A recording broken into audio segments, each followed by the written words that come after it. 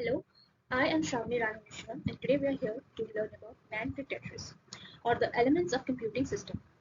It helps you through the creation of a computer from the ground up, starting with a NAND logic gate and ending with an operating system capable of running a complicated program like Tetris. Now, once upon a time, every computer specialist had a distant understanding of how computers work. The overall interactions among hardware, software, compilers, and the operating system were simple and transparent enough to produce a coherent picture of the computer's operations. As modern computer technologies have become increasingly more complex, this clarity is all but lost. The most fundamental ideas and techniques in computer science, the very essence of the field, are now hidden under many layers of obscure interfaces and proprietary implementations. An inevitable consequence of this complexity has been specialization, leading to a computer science circle of many courses, each covering a single aspect of the field. Now let's start this course. The first most important thing, that is the Boolean logic. We'll learn about the Boolean logic, or logic with the Boolean values, conveniently use zeros and ones, with only two values, either it's true or false, it is yes or a no, or a zero or a one, that facilitate logical or mathematical operations in hardware. We then construct primitive logic gates with it, like the AND gate, OR gate, MUX, DMUX, many such things, which operates on a single bit inputs and chain those together to implement their multi-bit. In this case, we have the word hack, or 2 byte, counterparts like AND 16 and stuff like that. Now, in this Boolean algebra, we have some elementary Boolean functions, like the NOT gate. It complements any input we give. The AND gate, it gives us a true value only when both of its inputs are true. An OR gate gives a true value when any one of the input is true. And NAND gate are the most important gate, the universal gate, gives us a true value, a false value when both of the inputs are true. Now, our NAND gate is so important because we can use a NAND gate to make any other gates. We can simply arrange a number of NAND gates together somehow so that every other gate is possible. And that's why we call it a universal gate. A Boolean function now. A Boolean function can be expressed using a functional expression or a truth table expression. Now here are all Boolean functions of two variables. Then we have Boolean algebra. Now, let's come to gate logic. A gate architecture designed to implement a Boolean function is what we call a gate logic. There are three most elementary gates, that is AND, OR, and NOT. As we've already discussed how inputs give outputs in these various gates. Now, composite gates are when we have more than one inputs. Now, any gate is basically possible of taking only two inputs. Now, if we need a gate to take three inputs, it must have some complexity inside it. And here, as you can see here, take three inputs here, we have two AND gates.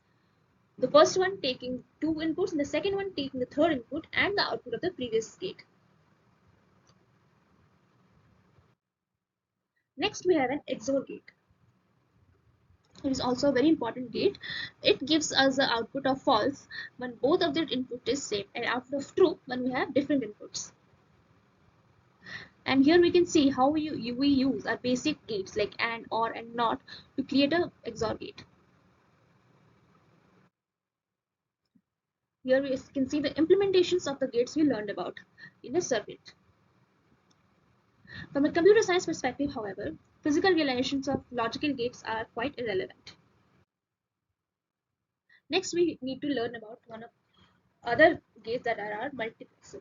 What does a multiplexer do is it takes two inputs. However, it has a form of selection line which will select any one of these two inputs and give us an output, any one of them. Now the inputs and along with the selection lines tell us which output is going to be occurred. Here we can see some .hdl codings and .tst codings of AND gate. It is telling us how to build an AND gate. However, let's skip right through the perspective. Now we have learned through the Boolean logic. Now we can see the perspective of it. Each Boolean function has a canonical representation. This canonical representation is expressed in terms of AND, NOT, and OR, which can also be expressed on NAND alone. Ergo, every Boolean function can be realized by a standard PLD consisting of NAND gates only. Mask reduction.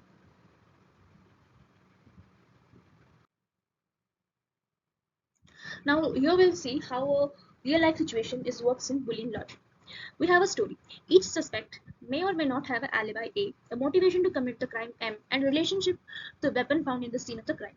The police decides to focus attention only on suspect from whom the proposition not A and M or W is true, which means we should not have an alibi or have a motivation or relation to the weapon.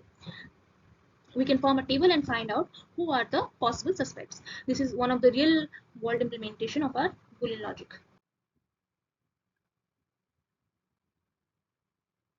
Here we can see how our analogy of the human body to that of a computer.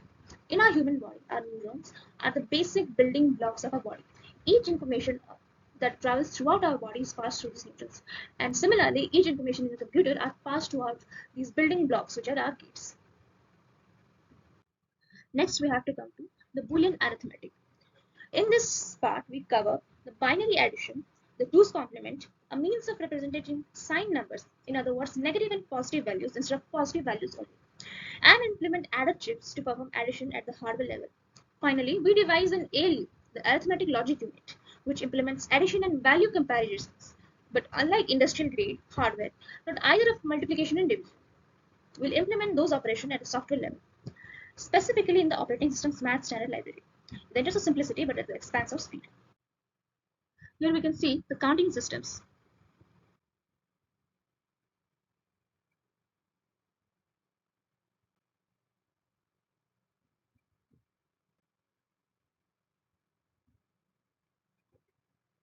In and binary addition, if we have exactly the same number of bits as the number of inputs, then we have no overflow.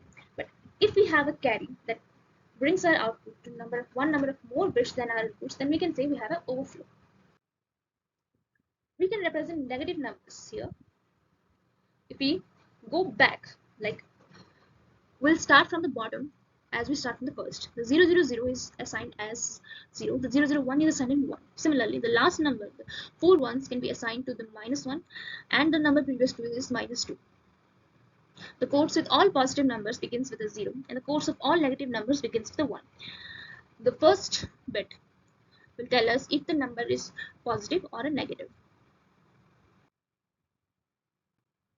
Here are a few examples of how our addition works. Now let us know about what is an adder. An adder is a chip designed to add two numbers. Simple, isn't it? An adder adds two numbers. Now, what are its subcategories? We have various types of adder. And half adder, it is designed to add only 2 bits, while a full adder can add 3 bits. However, an adder in general adds n number of bits. It has 4 parts, 2 inputs, that is A and B, and a sum and a carry. The sum will give us the sum of the two numbers, and carry will show if the sum had any carry. Now, full adder is the same concept, except that it has 3 inputs. We can see how your half adder full adder works along with the ALU or the hack platform. Here we can see the whole working of the ALU in the CPU context. Now let's come to the perspective of this section. Our adder design is a very basic design. It has no parallelism. It pays to optimize adders. Our ALU is also a very basic design. No multiplication and no division. This, whatever we learned up to now, is the combinational logic. Next, we'll go for the sequential logic. Throughout what we have learned implemented in combinational logic, we implemented combinational chips using NAND gates and got arithmetic or logic out of the way. This section introduces a new fundamental building block, the DFF or the data flip flop, which will allow us to construct the second crucial component of our hack computer, which is the memory. Unlike combinational chips, which simply intake arguments via input pins and immediately spit out a result to the output pins, and are thus stateless. The sequential circuits, however, will implement with flip-flops are capable of maintaining values across time. Even though we treat the DFF as a fundamental chip, it can be implemented using NAND gates and more. This nand2tetris thoughtfully spares us the boring implementation. We implement a bit, register, and multiple RAM chips with iteratively larger capacities, and also a program counter. which we'll use to keep the track of the next instruction to execute. This sequential business is a little mind-bending. However, it effectively makes use of delayed recursion as a hardware context. First, let us learn the difference of what is sequential and combinational. Combinational devices operate on data only, provide calculation service, and take input, give output, nothing in between, no streams. However, the sequential device operates on data and a clock signal. As such, can be made to be state aware and provide a storage and synchronizing service. Like it can take input, give output, store the output for again future uses. Sequential devices are sometimes called clock devices. The low-level behavior of clock and sequential gates is a little tricky. However, the good news is all sequential chips can be based on one low-level sequential gate. This is called the data flip-flop, as we talked about it earlier. The DFF can be constructed from NAND gates, as I already said. This is the NAND implement of the DFF. Now let us learn what is the clock, as it's the new word we came across. In our jargon, a clock cycle, it is a tick phase, a low, followed by a tack phase of high. It's like a tick tock of a clock. It goes to low, high, which also means a 0, 1, 0, 1, and 0, 1.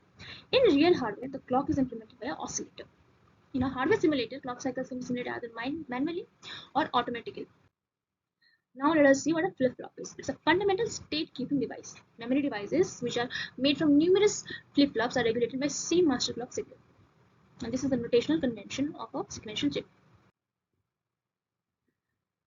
Now let us know what is a 1-bit register, or we call it as a bit. It's a build a storage unit that can change its state to a given input and maintain its state over time. We have three types of things: load bit, read logic, and write logic.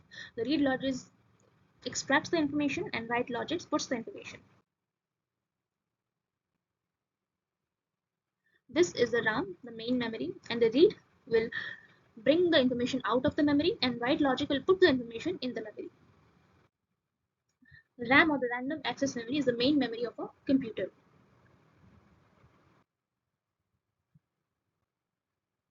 Wow, now we'll learn about a counter. Now, why do I need a counter? Now, counter is a storage device that can set its state to some basic value, increment the state in every clock cycle, maintain its state over clock cycles, and reset its state. Its typical function is as a program counter, which extracts the next instruction in the sequence.